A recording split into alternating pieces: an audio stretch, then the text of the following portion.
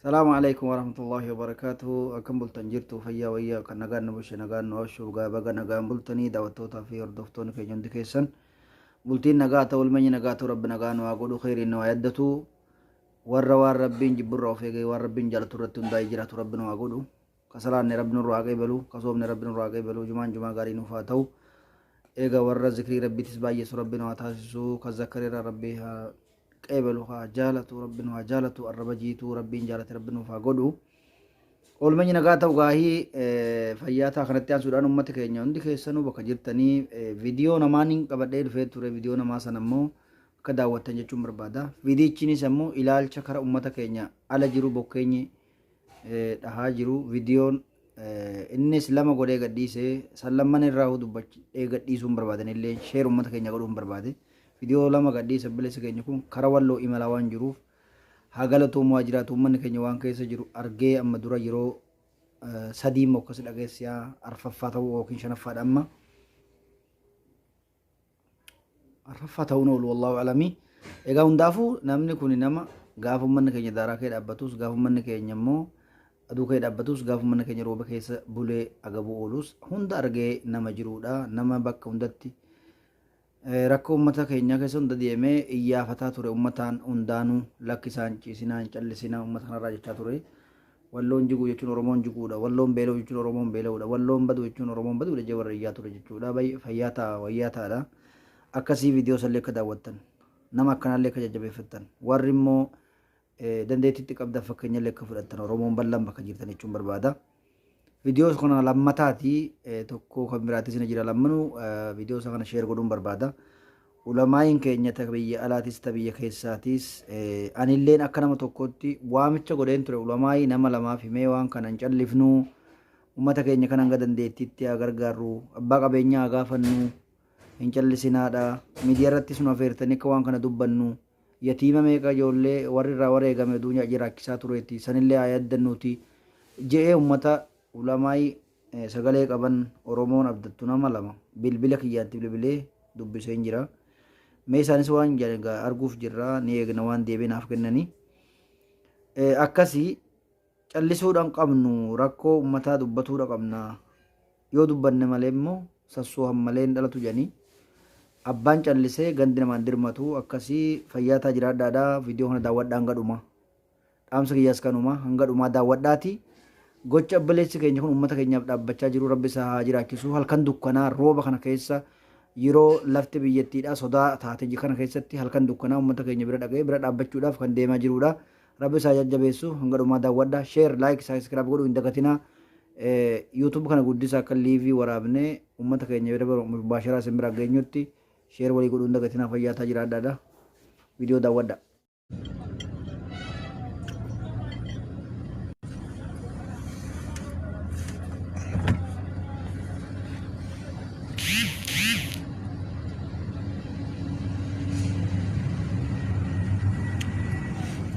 Hayyi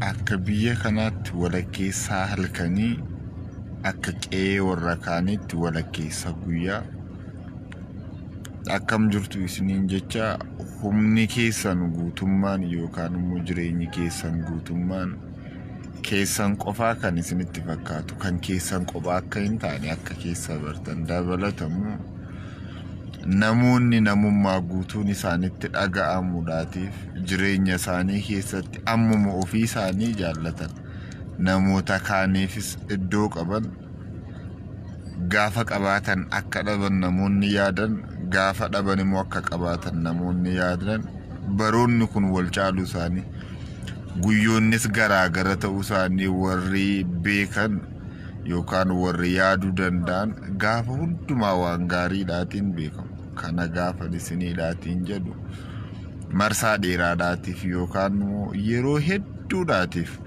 waa'ee nama dhuunfaa tokko utuu hin taane waa'ee biyya guddaa tokko walii wajjin haasofnee turre innis immoo waa'ee uummata walloodhaa walii wajjin dubbannee turre akkuma haasofnee turre sana uummanni walloo birmannaa warra kan saatii barbaada ittiin jedhamee dubbannee haasofnee turre ta'us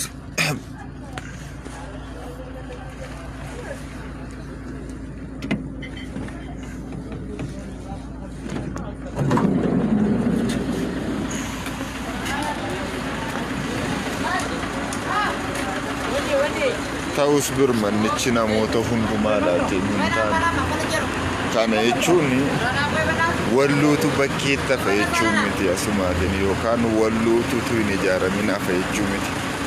Amma humni keenya kan danda'e ummatoota magaalaa warra Walisoodhaa wajjiniidhaatiin imala keenya gara walluu kamiseetti eegaluun keenya ture. Kunoo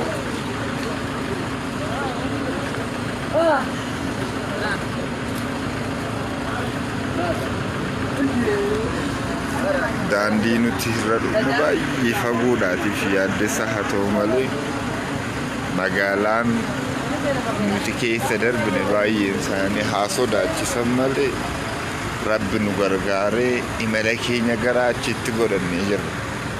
Asumaatiin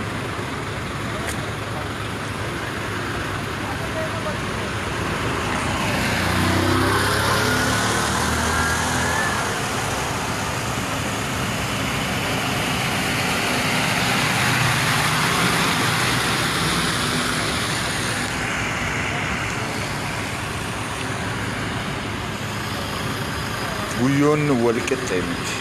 Guyyoonni gadheen darbanii warroota guyyaa barbaadaniitiif guyyoonni gaariin guyyoota akkasii immoo abbaatu filatee argatan yoo waaqni namaa laate malee. Marsaan kun akka nama dhuunfaatti isiniin jedhu nama tokkotti ba'aa ulfaataadha biyya tokko dhaabuu garuu of dhaabuu danda'a. Uummanni Walloo qabeenyaa uummata Oromoo akka ta'e yeroo dheeraaf sunitti miti. Ammas namoonni danuu yookaan akkaataa danuutti yaadaa fi koomintii ofii laachuun ni danda'ama. Garuu haalli akkasii salphaan ta'u. Kana gaafan isiniitiin jedhu waamicha namoota danuu keessaati uummanni yookaan immoo dhalataan magaalaa Walisoo keessatti argaman tokkoon ida'amanii uummata kana dubbisuudhaati. Imalli keenya halkan saayitii kana karaa dheeraadha. Isin warri hordofaa jirtan galatoomaa isiniin jecha daandii keenya gaafa eegallu kunoo akkanatti hin deemu. Qoricha keessa uffannee kunoo dhimmi keenya dhimma Waloo keenyaati kan jedhan namoonni isin argitan kun tarii akkaafa ijaan ilaaltan umuriin isaaniis ta'e jireenyi isaanii namoota salphaa isinitti fakkaachuu danda'a. Garuu asumaan isinitti cina koorratti warri argaman geggeessuu Rift Valley keessaati warra qooda qaban Heedii Yuunivarsiitii Rift Valley'ti. Karaa garanaatiin kan argitan daldala jabaa magaalaa Walisoo keessatti kan argamu nama raabsaa maaliyoon siniin jedhe garee garii miidiyaa guddaadhaan yookaan miidiyaa kam akka ta'e hin beeku garuu jara kana wajjin akka wal bartan abdiin qabu. Asumaatiin dhaamsiin siniitiin jedhu namni isa harka keessaatii qabu hiixate doqna hin jedhamu. Ani qabaadhee ollaan hin qabu yoo ta'e guyyaan irraa akka qabaatanitti nafu akka dhabanitti sinafu. Imalli keenya halkan walakkeessa halkanii akka biyya kanaatti warri guyyaa keessa jirtanis adeemsi gara fuulduraatti inni jedhu nagaa qofaadhaatiin miti. Warra hin qabne dubbisuun nuuf amala kan isiniin jedhan nuqee tokkoon imala keenya itti fufnee jira. Qorra sodaan hin jiru. Nagaadhaatiin jiraadhaa. Gaafa kamisee geenye yookaan immoo gaafa jiillee geenye wal argina bal'inaati. Qoraabla galatooma. Hayyeegaa viidiyoonis kana baga daawwattanii kun viidiyoo lammaffaadha. Inni sun immoo viidiyoo akkuma inni tokkos lamas godhee gadhiisanii anillee sheersinii godha. Ani immoo gocha isaa kana na gammachiise hojiin itti jiru kan na gammachiise.